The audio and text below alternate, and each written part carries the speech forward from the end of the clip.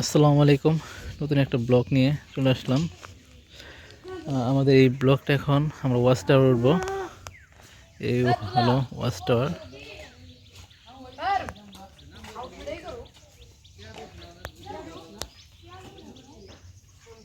এটা হলো watch tower. তো আমরা চলুন ওয়াচ টাওয়ারে টিকিট কাটবো। দেখি টিকিটের মূল্য কত করে।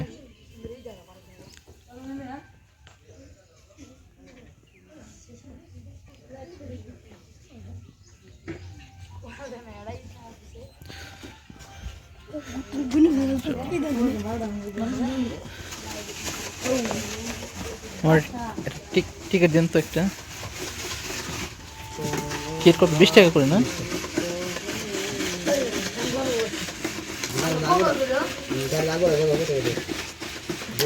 এই হলো টিকিট। টিকিট মূল্য 20 টাকা।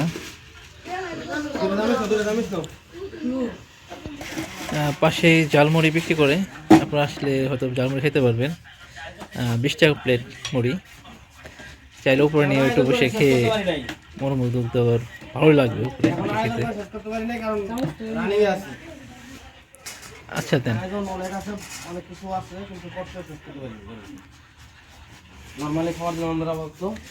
সমস্যা নেই ইনশাল্লাহ।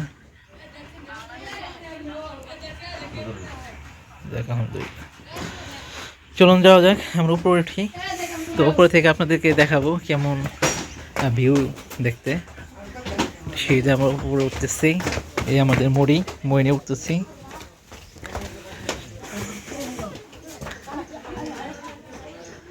ভালোই লাগবে, মুড়ি খাবেন। আর যেহেতু বাদাম তো শস্য কমন থাকে, বাদামের পরিবর্তে মুড়ি খাওয়াটা আমি মনে করি ইউনিক আইটেম।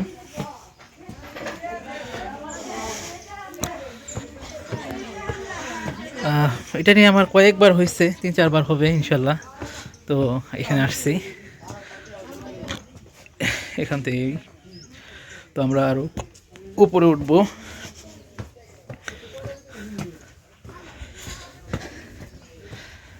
আসলে না ঘুরলে তো মন মানসিকতা ভালো থাকে না। মন ভালো করতে গেলে অবশ্যই ঘুরতে হবে সময়ের ফাঁকে। সবই তো ব্যস্ত মানুষ। এই হলো।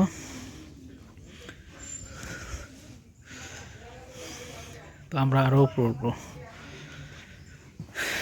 চলুন।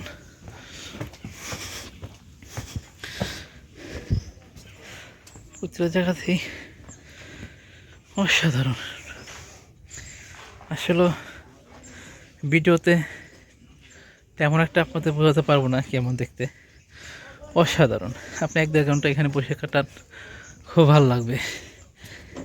মানে কৌতূহল মুক্ত একা বসে নিরিবিলি ভাববেন, তো ভালো লাগবে।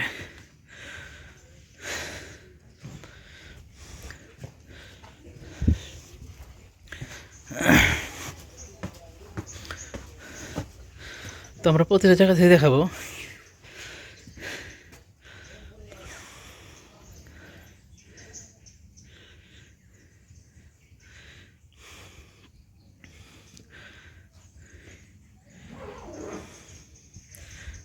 গাছের ডালগুলো সম্ভবত কেটে দিতে হলো আপনার দেখতে একটু বেশি দূর পর্যন্ত ভিউ দেখা যায় না, যার কারণে সম্ভবত হবে। তো আমরা প্রায় উপরে চলে আসছি। তো এখানে দেখুন, অসাধারণ অসাধারণ, সুবহানাল্লাহ।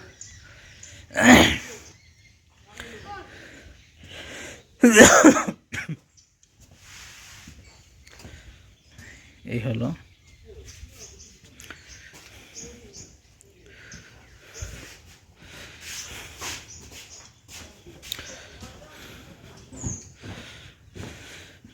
চমৎকার, অসাধারণ। মনে হয় এখানে বাড়িঘর করে এখানে থেকে যাই। যদিও একই জিনিস বারবার দেখতে দেখতে বোরিং লাগবে। তো এখানে ক্যামেরা আসছে, দূরবীন। তো মামা এখানে ভাড়া কত করে? কেমন?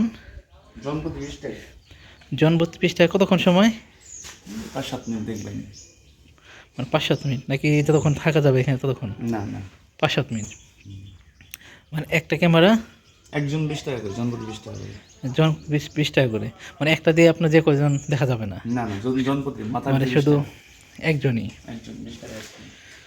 তো এখান থেকে আপনারা ভাড়া নিয়ে জন প্রতি 20 টাকা করে দেখতে পারবেন। বল ভাইয়া 10 মিনিট প্লিজ দেখা পারেন। তো এই আর কি, বসার সুন্দর স্পেস আছে, এখানে বসতে পারবেন।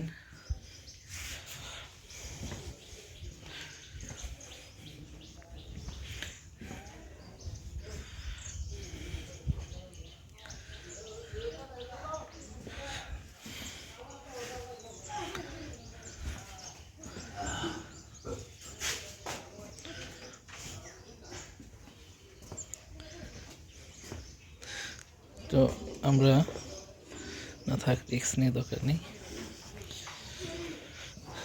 আমরা এখন মুড়ি খাবো যেহেতু নিয়ে আসলাম।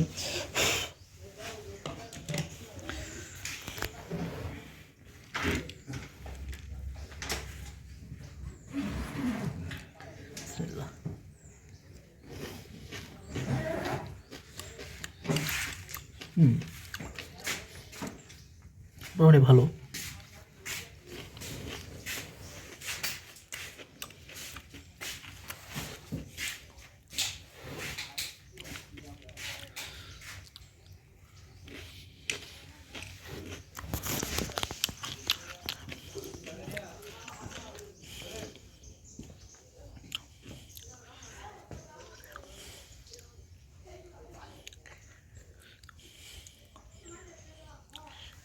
তো এখান থেকে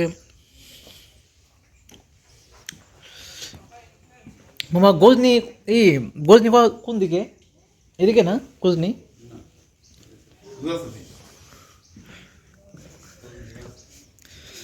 এদিকে? পশ্চিম কোন দিকে? এদিক না? তো এদিকে আপনার গজনি, গজনি অবকাশ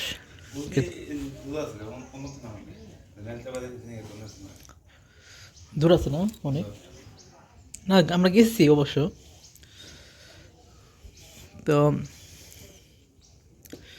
আর এখান থেকে বাংলাদেশের বর্ডার কোন দিকে, কত দূর? আছে মোটামুটি 1 কিলোমিটার আছে। 1 কিলোমিটার ওইদিকে না? যাও না ভাই, খাই শেষ করে না ডাইরেক্ট।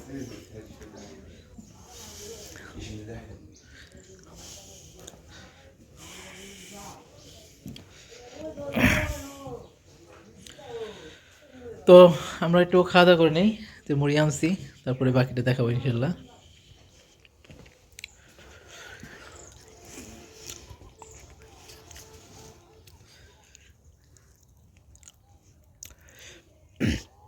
নিচে আমার গাড়ি আসছে এখানে।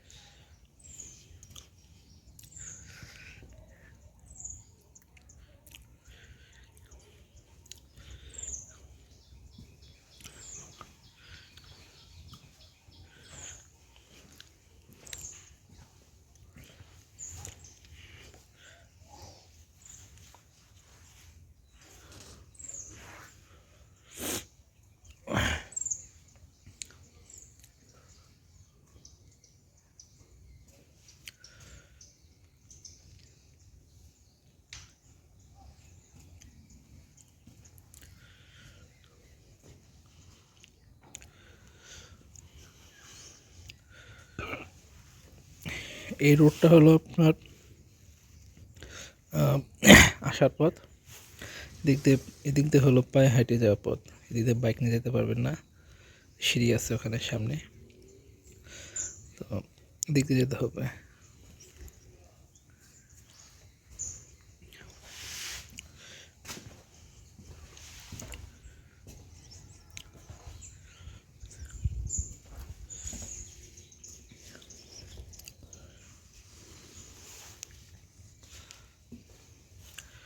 আলহামদুলিল্লাহ রোদ উঠছে। তো সকাল আসার পথে যে ঠান্ডা ছিল, হাত পা বরফ হয়ে গেছিলো, হাত পা কাজ করতেছিল না। কিন্তু এটাও সত্য, আমার কাছে মনে হচ্ছে 5-7 মিনিট লাগছে, এমনই মনে হয়েছে। এত দ্রুত চলে আসছি, মানে বুঝতে পারি নাই। আর এটা হলো আমাদের আগের একটা ব্লগ যেটা দেখছেন, সেই ব্লকে এদিক দিয়ে বাইক নিয়ে গেছিলাম ভিতরে, ওই পাহাড়ের দিকে, পাহাড় থেকে ওদিক দিয়ে গেছিলাম।